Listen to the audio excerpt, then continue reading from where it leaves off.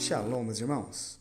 Nós vamos falar sobre a Parashá Metzorah, e essa palavra significa aquele que tem Tsarat, aquele que tem lepra. Então você vai ler como leproso. É uma palavra parecida com a palavra Motzirá, que significa alguém que fala mal. Guarda aí essa comparação, porque nessa Parashá ela vai ser extremamente importante. E contando que você já tenha feito a leitura da Torá, nós vamos pontuar para entender o que significam os rituais exigidos pelo Eterno e no que isso pode nos auxiliar de forma contemporânea. E nesse aspecto nós vamos ver muito da sabedoria judaica. Abrindo um parênteses aqui, a gente vai lembrar da Parashá anterior, Tazria, que ela introduz várias categorias de impurezas que emanam do ser humano. Então ela começa falando da mulher que dá à luz e fica impura, e o restante da porção descreve com riqueza de detalhes as várias e numerosas manifestações da doença de Sarat, da lepra. Então, nós precisamos entender, entrando aí no aspecto da sabedoria judaica, que esta é uma manifestação física de uma doença espiritual e que muitas vezes ela é uma punição enviada pelo Eterno, tá? Em primeiro lugar, pela maledicência, pela língua maledicente, entre outras transgressões e comportamentos antissociais. Então, segundo a sabedoria judaica, a gente tem que se questionar: por que um pássaro é abatido no ritual, que há dois pássaros, né, como nós lemos, e o outro é libertado? Então, o pássaro colocado em liberdade, ele significa que se você usou a sua língua com palavras de Torá e bondade, você vai usufruir da vida do modo correto. Então, as pessoas, elas fazem Lashon Hará por sentirem-se melhores do que as outras, né? Aí a sabedoria judaica vai trazer uma comparação. O cedro é a mais alta das árvores, o mais baixo dos arbustos. Por que então as pessoas fazem Lashon Hará? Por que elas falam mal das outras pessoas? Porque elas têm uma língua maledicente, que é um pecado gravíssimo. Porque em muitas ocasiões elas se consideram cedro, elas se sentem melhores do que as outras pessoas. E por isso elas se acham no direito de poder falar mal das pessoas. Voltando lá para o rito de purificação, você tem dois pássaros, onde um é degolado, e o pássaro vivo vai ser banhado no sangue do pássaro degolado. Tá? Isso é um símbolo de morte e ressurreição. Porque uma pessoa que passa pelo rito de limpeza, né? Uma pessoa que tem lepra, ela está fazendo uma reintegração na sociedade. Então, esses elementos do rito, né? Você tinha o cedro e você tinha o isopo. Para que era o cedro? O cedro, ele servia para tirar do leproso o defeito da vaidade. E o isopo simbolizava a modéstia. Então, como a gente estava dizendo, né? A Tsarat, a lepra, ela é uma doença que o judaísmo a entende, enxerga, e o rito do Eterno enxerga, que é uma doença que envolve não só o aspecto físico, mas o aspecto espiritual e emocional da pessoa. Tá? E ao exemplo disso, você vai se lembrar de quando Miriam foi tocada pelo Eterno e ficou com lepra da cabeça aos pés, porque ela estava falando mal do líder da nação, de Moshe, e ali externou-se um sentimento ruim que havia em seu coração. Então, teve sim um período de purificação de Miriam, onde ela reconhece o seu erro, fica fora do acampamento, né? Sente a repreensão do Eterno e passa aí por um período de techuvá, de retorno, de conversão. E em muitas situações, meus irmãos, a gente vai entender que existem etapas, tá? Dessa purificação, etapas dessa conversão, né? Que vai desde a apresentação ao Cohen, onde você vai ter o rito, né, de ungir com azeite, até a oferta de elevação no tabernáculo do Eterno. E essa paraxá está nos mostrando que nós não podemos queimar etapas. Ou seja, você tem que ficar em observação, você tem que colocar tudo na balança. Você, no período de purificação, precisa estar fora do arraial. Ou seja, você tem que sair do meio de campo para não atrapalhar as pessoas, para não tornar impuro as coisas santas do Eterno. Tá? Então, é muito comum que as pessoas, né, se achem puras e aptas e se precipitem. Mas aí vem a questão, e o azeite? Você já tem um azeite sobre a tua cabeça? E a apresentação ao Cohen? Você já fez isso, né? Você já colocou a tua oferta no altar? Ou seja, a tua caminhada com o Eterno, a tua vida, ela reflete a vida de Yeshua? Ah, não. Então por que você está impurificando aquilo que o Eterno santificou? Então não pode queimar a etapa. Então é nesse momento que a pessoa precisa estar fora do arraial, em tratamento, reconhecendo a sua condição, enxergando a necessidade da techuvá, que a pessoa, inclusive, que não come segundo o preceito da Torá e que não anda segundo o preceito da Torá, ela é inapta, ela não pode fazer nada.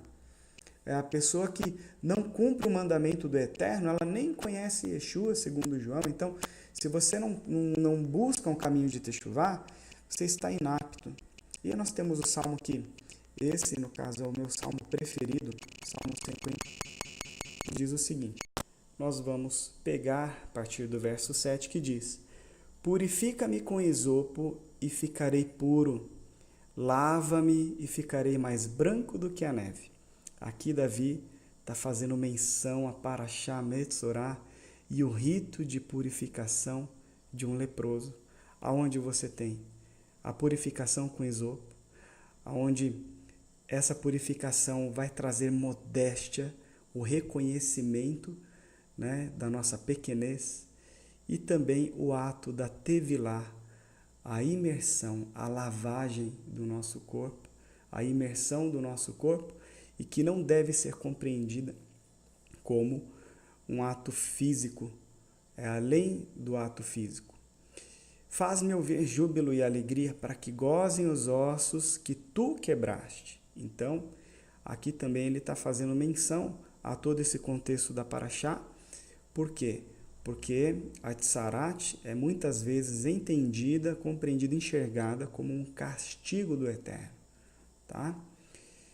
Esconde a tua face dos meus pecados e apaga todas as minhas iniquidades. Cria em mim, ó Eterno, um coração puro e renova em mim um espírito reto. Aqui a gente está vendo o quê? Os elementos de psique e de estado de espírito. Coração puro. Que o Eterno cria um coração puro e um espírito reto dentro de você.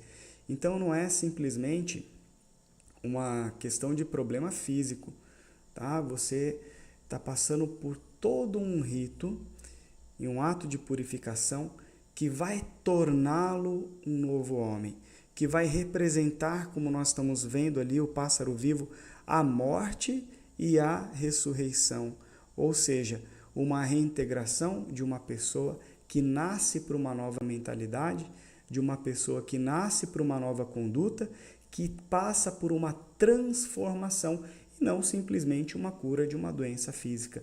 Claro que isso faz parte também do processo, porque é um processo físico, tá bom? Não me lances fora da tua presença e não retires de mim o teu Espírito Santo.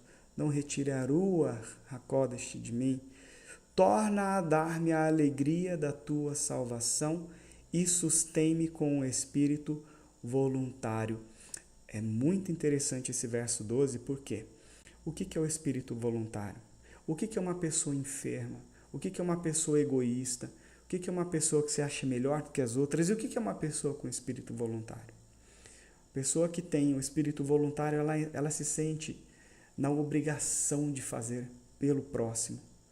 E essa paraxá, lá na frente a gente vai ver esse elemento também, porque a tsarat, a lepra, ela é colocada pelo Eterno também na casa das pessoas. A gente ainda vai entrar nesse aspecto lá na frente, mas eu quero lembrar para você o seguinte, que Davi, quando ainda jovem, ninguém havia pedido para ele lutar com Golias, mas ele se voluntariou.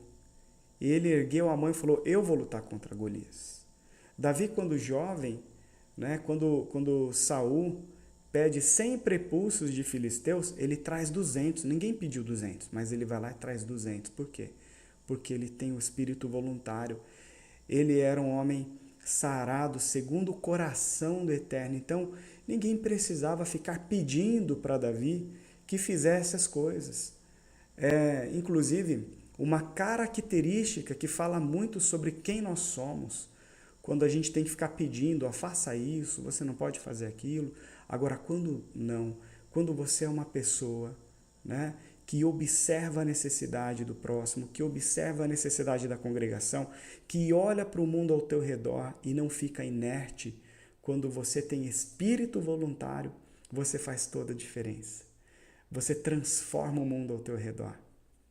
Então, quando a gente olha para todo esse contexto, há um grupo de coisas na vida de uma pessoa que não tem tsarat, na vida de uma pessoa que está pura diante do Eterno. Porque essa pessoa, ela que é pura, ela produz frutos e bons frutos. Agora, a pessoa que não é pura, aí o próprio Senhor Yeshua fala, né? Que aquele que produz, esse será limpo para produzir ainda mais.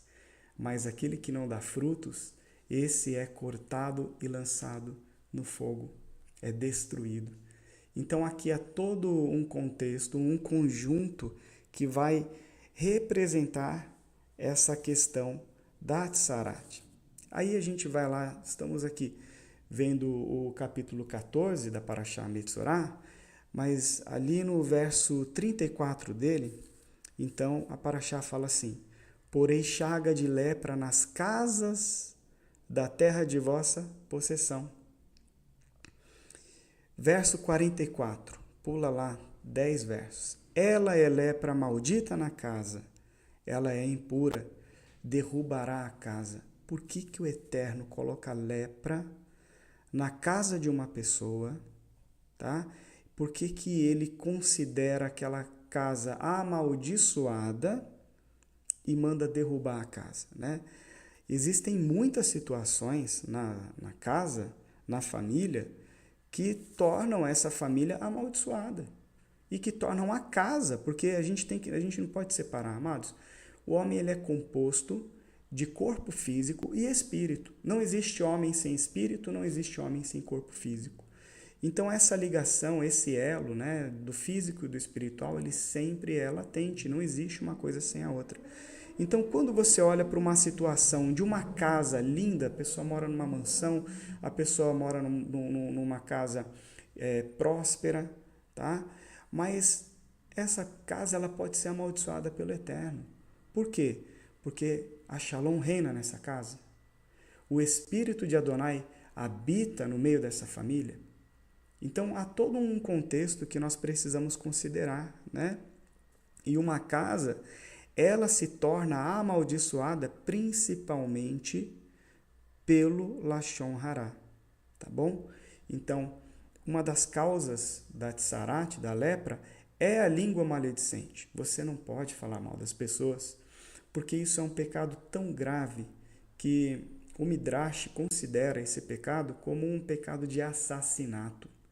Quando você fala mal de alguém, é como se você tivesse assassinado aquela pessoa, porque quem ouviu o que você falou nunca mais vai olhar para aquela pessoa com os mesmos olhos, com a mesma percepção. Você terá destruído uma vida fazendo Lashon Hará, tá? E também, da mesma forma, de igual forma, peca aquele que dá ouvidos ao Lashon Hará, aquele que empresta os seus ouvidos para ouvir o Lashon Hará. peca junto, é participante do pecado. Meus irmãos, também o Midrash vai falar sobre um aspecto muito interessante, que é assim, um relato de que o Eterno colocava a Tsarat na casa, a fim de que as pessoas, né, o dono da casa, encontrasse tesouros nas paredes, né, das casas que eram antes de quem? Dos emoreus. Então, aparecia a lepra na parede, eles tinham que fazer toda aquela intervenção de raspar a parede, de remover as pedras, e acabavam achando ouro escondido atrás das paredes. Né? Muito interessante isso. E o que a gente pode extrair desse Midrash? Né? É que existem situações ruins que trazem grandes benefícios. Às vezes a gente fica protelando também, falar a verdade para as pessoas, a gente fica protelando também, colocar a casa em ordem, porque você quer evitar um problema, você quer evitar um atrito, mas a vida ela não funciona dessa forma. Né? Uma relação social ela se constitui de atrito. Sem atrito não há movimento. Então, quando eu falo inércia, não fique na inércia, eu não estou dizendo para você ser um ser mudo e que não produz voz, que não produz som e que não faz nada, que não fala nada. Eu não faço Lashon Hará, mas eu também não falo nada. Então, a gente tem que saber separar as coisas. Lashon Hará é uma coisa. Lashon Hará é quando você tem a intenção de ficar falando mal de alguém. Quando você tem a intenção de ser uma pessoa que denigre as pessoas. Tá? Agora, quando você exerce o juízo e a justiça, que aí quando você olha lá para os profetas e vê, né, ele apontando o erro da pessoa, você vê ele exortando a pessoa, e aí que está a diferença. O que é Lashon Hará e o que é exortação. Por quê? Quando eu pego o meu irmão, né, e vou falar de outro irmão, do defeito de outra pessoa, isso é Lashon Hará. Agora, quando eu pego a pessoa que tem um defeito, a pessoa que tem um problema, quer seja de caráter, quer seja de conduta, o que quer que seja, tá? E eu pego essa pessoa e sento com ela e falo, olha, você tem defeito, os seus defeitos são assim, e eu exorto essa pessoa, isso não é Lashon Hará. Então a gente não pode confundir trazer justiça ao mundo, né, com fazer Lashon Hará, tá bom? São coisas completamente diferentes e você, como uma atalaia do Eterno, você precisa fazer essa justiça, você precisa transformar o mundo ao teu redor e, portanto, você tem que falar para a pessoa, você tem que exortar a pessoa, mas não falar mal dela para terceiros. Não levar uma situação dessa pessoa para outras pessoas. Você tem algo a dizer? Sente com a pessoa e fale. Se o teu irmão te ouvir, você ganhou o teu irmão. É isso que dizem as Escrituras. E aí, voltando lá para o Salmo 51, você vai ver o verso 13 que fala assim, então o quê? Então, depois de você ter um coração puro, um espírito reto, de você ter o Espírito Santo, de você ter um espírito voluntário, então, depois que o Eterno já apagou da face dele todas as tuas iniquidades, ou seja, então, depois que você passou por todo o processo de pureza, de purificação, então ensinarei aos transgressores os teus caminhos e os pecadores a ti se converterão. Lembra que lá no começo eu estava falando? Não se precipite. Se você não é puro, fica quieto no seu canto. Saia do meio do arraial, não é para você. Né? Não vai impurificar mais ainda, porque você vai dar lição de moral em alguém, você vai querer falar para alguém, a pessoa vai olhar para a tua tsarat, para a tua lepra, e vai falar, quem é você para falar comigo assim? Quem é você para me exortar? Olha para a sua vida, olha para a sua conduta. Você não guarda a Torá, você come porco, você come imundícies, você não cumpre os mandamentos do Eterno, você não guarda o Shabat. Quem é você? Você é transgressor da palavra e quer me falar da palavra? Então, ensinarei? Então é depois de tudo isso. Ah, mas eu vou ensinar. Você não vai? Porque você não está apto. Porque você pode olhar para si mesmo e se achar um cedro, mas você não é o cedro. Pode se achar muito grande, mas você não é muito grande. Então se submeta primeiro à vontade do Eterno. Então primeiro faça techuvá, faça tevilá, vá se purificar, vá se consertar, vá andar nos caminhos da Torá. E aí então você vai pensar em ensinar alguém.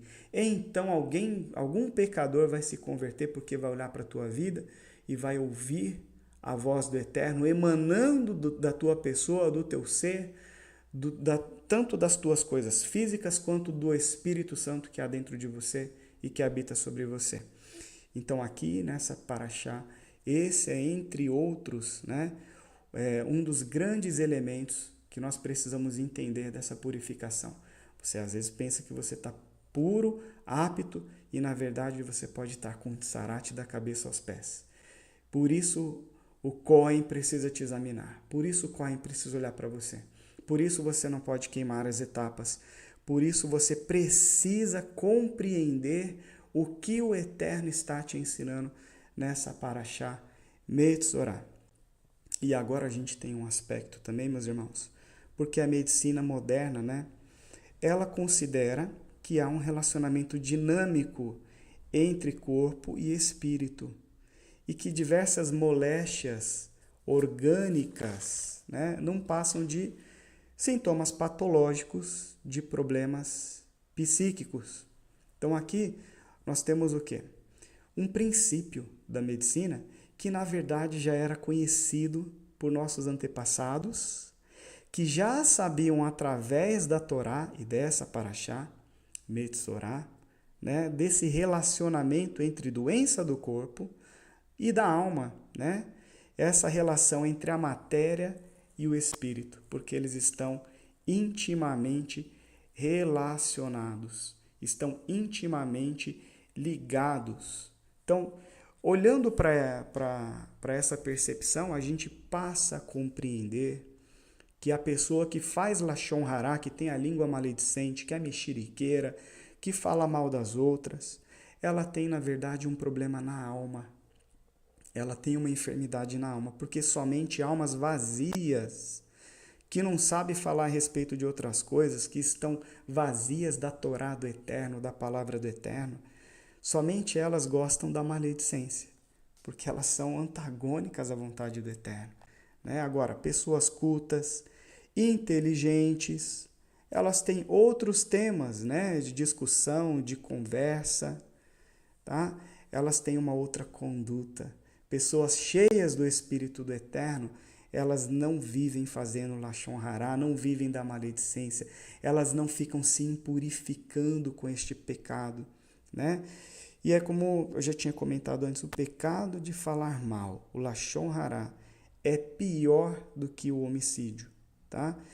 E segundo a sabedoria judaica, ele é pior do que o homicídio, é pior do que o incesto e pior do que a idolatria. E essa definição você vai encontrar lá na Midrash Tanhumá Metzorá 2. Agora vamos parar para fazer uma análise, amados, né? O que é um homicídio? Matar uma pessoa. É um pecado hediondo, né? Um pecado para a morte. O que é um incesto, meus irmãos? É de tamanha impureza e profanação, é de tamanha imoralidade, tá? E o que é idolatria? A idolatria é o maior nível de desvio e de rebelião ao Eterno. E o Lashon Hará, a língua maledicente, ela é considerada pior do que esses três pecados horríveis. O que a gente tem que absorver, então, desse ensinamento é o seguinte, é que a Lashon Hará, ela é a causadora dos maiores males que acontecem dentro de uma congregação, que acontecem dentro de uma família, que acontecem dentro de um relacionamento. Você tem um amigo, você descobre que ele falou mal de você. Acabou a amizade. Acabou a amizade. Você pode perdoar, pode acontecer 1000 coisas boas. Você ama tanta pessoa, você abraça, beija e tal, mas acabou. A confiança, ela foi por água abaixo. Não tem mais confiança. tá? Você não vai enxergar mais aquela pessoa como uma pessoa que te ama. Ou seja, a Lashon Hara, ela destrói o maior dos elos de amor, de fraternidade, de amizade.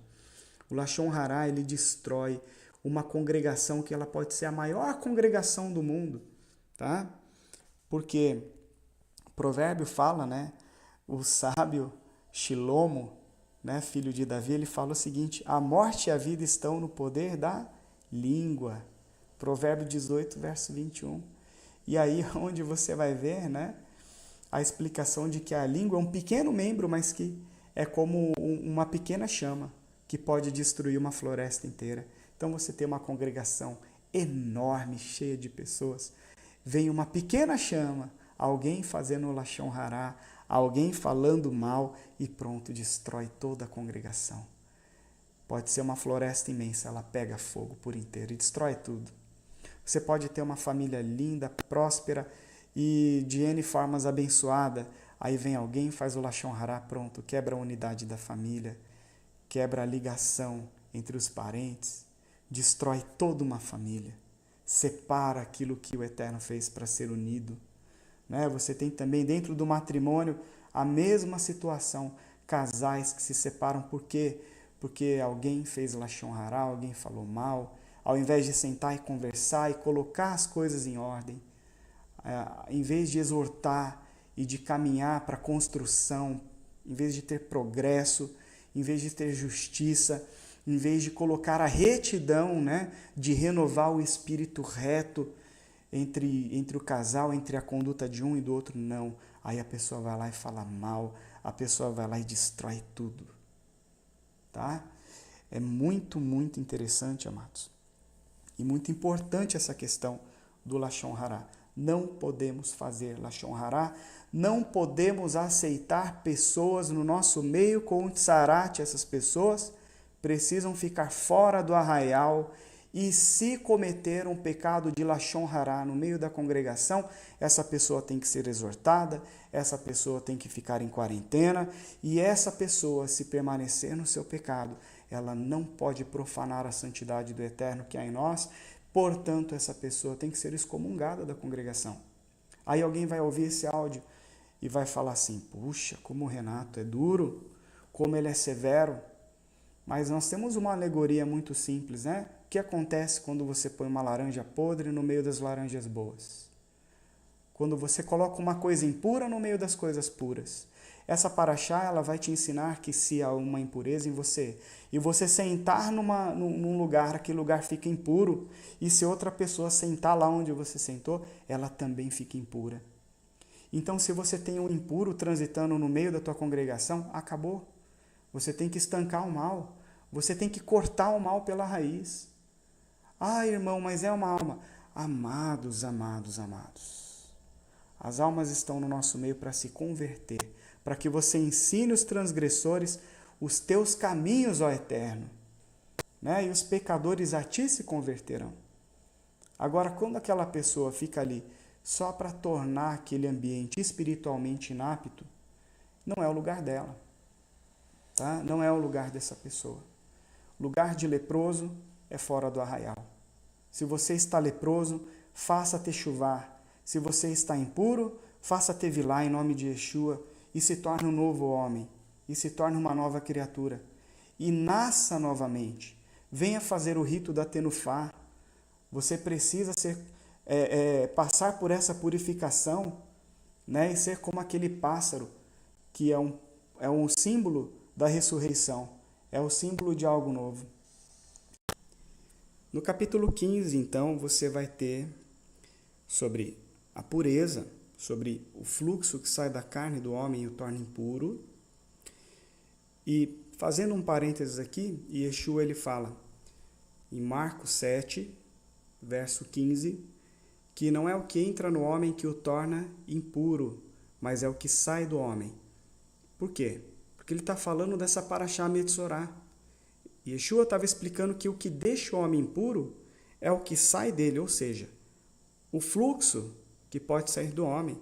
Ou então, como a gente está lendo aqui na paraxá, a emissão do sêmen do homem, tá? Ou o fluxo da mulher. Então, Essas coisas tornam o homem impuro. Ah, então eu vou comer sapo, eu vou comer porco, eu vou comer camarão, eu vou comer ostra, caranguejo? Não, claro que não. Claro que não. Nós estamos falando do livro judaico, né? Da lei de Moshe, do povo de Israel, do eterno de Israel, o Santíssimo, né? O Elohim único, da santidade de santidades. Não confunda, né?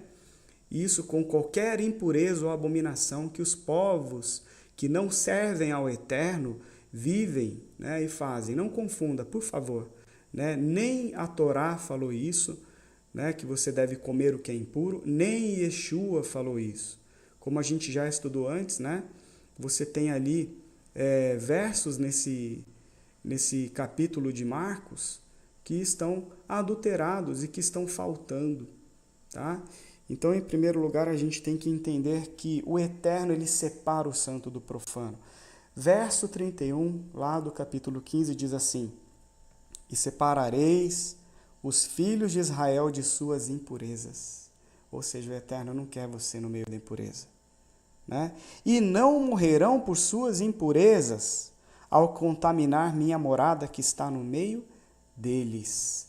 Então, se você vive na impureza, se você tem uma casa impura, então você está indo na contramão da vida dos santos do Eterno. Né? Está inapto, está impuro, não está próprio. Com certeza você não está aprovado pelo Eterno. E aqui a gente tem uma ligação do físico e do espiritual. Por quê? Porque o Eterno é espírito. Mas o Eterno fala, né, que se os filhos de Israel estivessem nas suas impurezas, eles morreriam por estarem contaminando a minha morada que está no meio deles. Então, se o Espírito de Hashem faz morada em você, aí vamos fazer a pergunta, né? O que você anda comendo? O que você anda fazendo? Como é o teu proceder em relação a isso? Porque eu vejo aqui na Torá que o Eterno não habita no meio da impureza e que, se acontecer, isso é pecado e gera morte, e não morrerão por suas impurezas, porque isso gera morte. Aí a pessoa fala assim: eu não sei por que isso e aquilo acontece, eu amo tanto o Senhor, eu isso e aquilo outro, mas a pessoa vive no meio da impureza, vive separada, desligada do Espírito do Eterno. E Yeshua ele veio para nos religar com o Espírito de Hashem. Ele veio para trazer a reconciliação, ou seja, para te ligar ao caminho da Torá novamente. Então você que estava longe, que era uma ovelha desgarrada, que estava perdido no mundo lá fora, você foi resgatado por Yeshua, abre aspas, você está andando no caminho da Torá ou você está no engano? Porque muitos dirão: Senhor, Senhor, nós não profetizamos o seu nome, nós não curamos os enfermos no seu nome, não expulsamos os demônios no seu nome, e irão ouvir, né, na cara: não vos conheço, apartai-vos de mim, vós, os que praticam a negação da Torá, os que praticam a anomia, os que praticam a iniquidade, que é negar a Torá do Eterno. Então, meus amados, essa é uma paraxá de grande oportunidade para mudança. Vocês sabem, nós estamos aí às portas do Pêssar, do Eterno. Tá? O Pêssar é aquilo que comumente as pessoas entendem como Santa Ceia, que nós compreendemos e enxergamos como a nossa grande Santa Ceia, tá? Porque não existe essa Santa Ceia que inventaram aí. Nós comemoramos Pêssar. Para se sentar na mesa de Pêssar, tem que ser circunciso, não pode ser incircunciso. Essa é a exigência da Torá. Para se sentar no meio do arraial dos santos do Eterno, tem que estar puro, tem que se separar das suas impurezas, não pode estar impuro. Então, se você é impuro, está impuro, anda impuro, fora do caminho da Torá, cuidado, porque a responsabilidade está em você. Você não pode profanar as coisas santas do Eterno. Então, cuidado, observa, presta atenção, compreenda o que é tua responsabilidade. Você tem tzará, você está leproso, está impuro. Você tem a responsabilidade de ficar fora do arraial. Não é as pessoas que têm que ficar pegando em você e colocando você para fora. Então, é muito importante a gente entender, porque essa paraxá está nos ensinando que há uma diferença do santo e do profano, do puro e do impuro. E o principal de tudo que a gente tem dito aqui é que naquele grande e terrível dia do Senhor, Ele vai separar as ovelhas e os bodes. Ele vai separar o joio e o trigo. Ele vai pegar aquele que é santo, e esse que é santo que se santifique mais, e separar daquele que é imundo, e aquele que é imundo pode deitar e rolar na imundície, mas não entrará no reino do Senhor. Não entrará pelas portas. Há diferença. Há filhos das trevas e filhos da luz. Existem os filhos do diabo e os filhos do eterno. Então, eu sei que toda essa paraxá e essa exortação dentro da paraxá Metzorá vai trazer grande alegria ao coração daqueles que são filhos do eterno. E se você é filho do eterno, cuide para não perder a sua coroa, tá bom? Que o Eterno te abençoe e abençoe a ti também que vai ouvir essa paraxá e que vai reconhecer o seu erro, que vai reconhecer aquilo que precisa ser mudado, que precisa ser transformado, e a techuvá que há pela frente é um caminho glorioso. Entra pelas portas, pela porta estreita, que essa porta leva à vida eterna. Entra pelo caminho da techuvá, que é o retorno. Volte para o sentido certo. Vamos caminhar rumo a Jerusalém, vamos caminhar rumo à Torá do Eterno, e não a Babilônia, e não aos seus pecados e suas impurezas, suas transgressões. Vamos caminhar na direção de Yeshua, meus amados. Que o Eterno nos abençoe grandiosamente, que o Shabat de vocês sejam abençoados em nome de Yeshua Mashiach. Shalom.